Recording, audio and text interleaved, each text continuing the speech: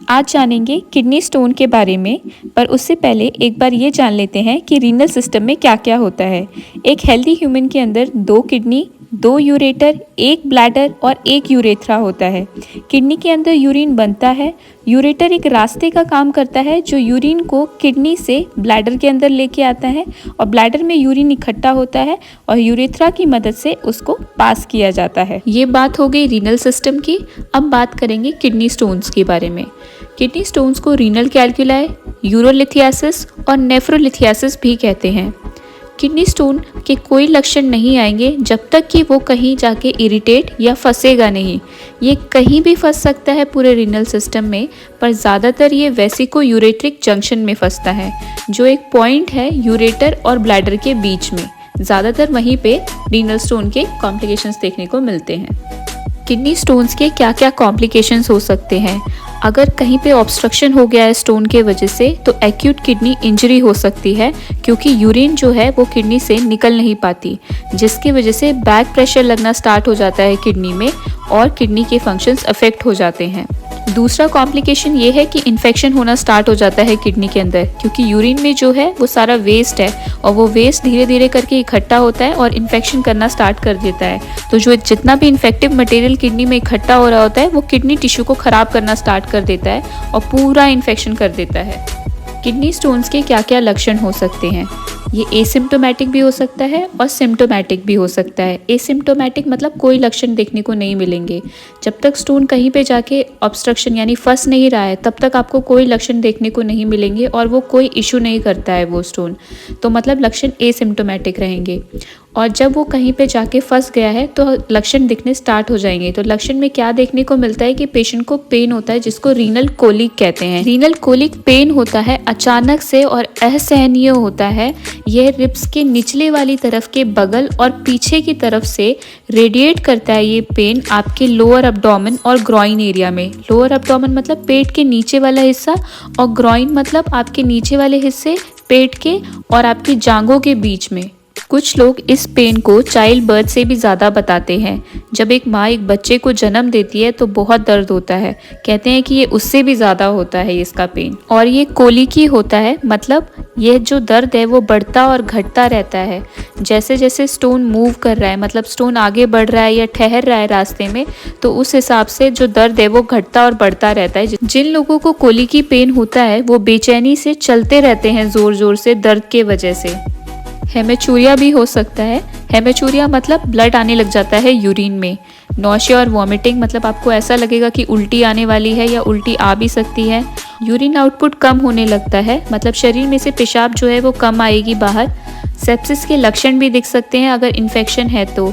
Sepsis के लक्षण मतलब फीवर आ सकता है आपको, टैकीकार्डिया हो सकता है मतलब दिल की धड़कन तेज़ होना, ऐसे लक्षण देखने को भी मिल सकते हैं अगर इन्फेक्शन यानी सेप्सिस हो रहा है तो। अब बात करेंगे कि कितने टाइप के किडनी स्टोन्स होते हैं। तो 5 तरह के किडनी स्टोन्स होते हैं। सबसे पहला है कैल्शियम बेस्ड स्टोन्स।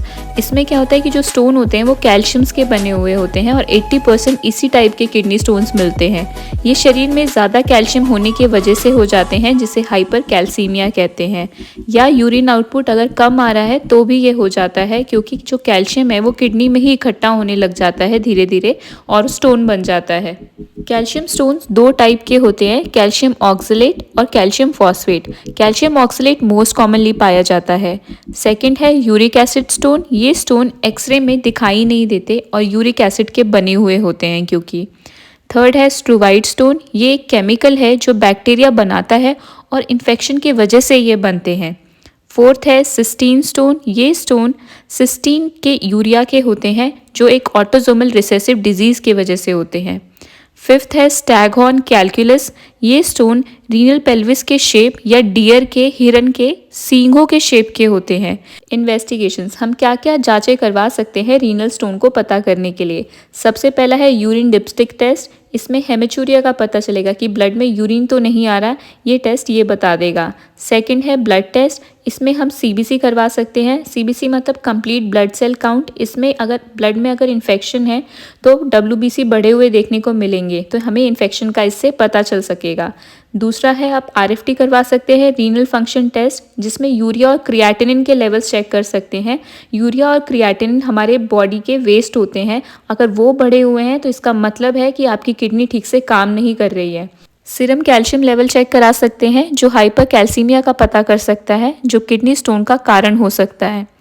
तीसरा है एब्डोमिनल एक्सरे करा सकते हैं, जो कैल्शियम बेस्ड स्टोन को दिखा देता है, पर यूरिक एसिड स्टोन को नहीं दिखा पाएगा क्योंकि वो रेडियोल्यूसेंट होते हैं। रेडियोल्यूसेंट मतलब ऐसी चीज़ें जो एक्सरे में दिखाई नहीं देती। फोर्थ है नॉन कॉन्ट्रास्ट CT स्कैन। इसमें किडनी, यूरेटर, ब्लैडर को स्कैन किया जाता है, जिसे CT-KUB भी कहते हैं। CT-KUB किडनी स्टोन को पता करने के लिए इनिशियल इन्वेस्टिगेशन चॉइस है। मतलब सबसे पहले अगर आपको लग रहा है किसी पेशेंट में कि उसको किडनी स्टोन हो सकता है, तो सबसे पहले CT-KUB ही करना होता है। 2019 की गाइडलाइन के हिसाब से CT-KUB 24 घंटे के अंदर करना होता है अगर किसी पेशेंट को कोली की पेन हो रहा है तो।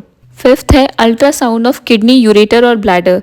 CT स्कैन से कम प्रेफर्ड ऑल्टरनेटिव है ये। इसका नेगेटिव होना ये मतलब नहीं है कि किडनी स्टोन नहीं है।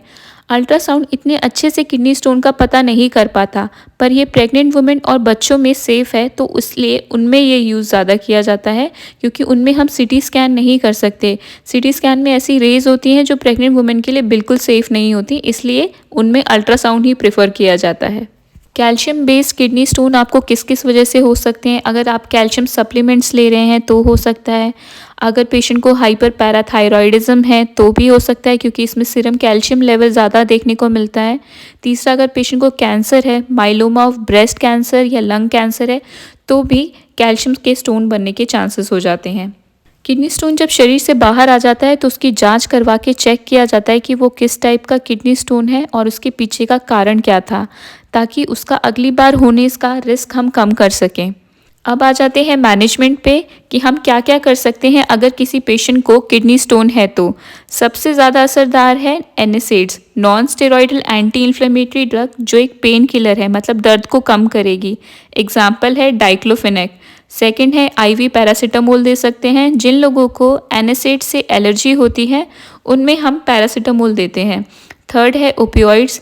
ये वैसे इतना अच्छा ऑप्शन नहीं है और ये रूटीनली दिया भी नहीं जाता है, पर कुछ पेशेंट्स में ये दे सकते हैं।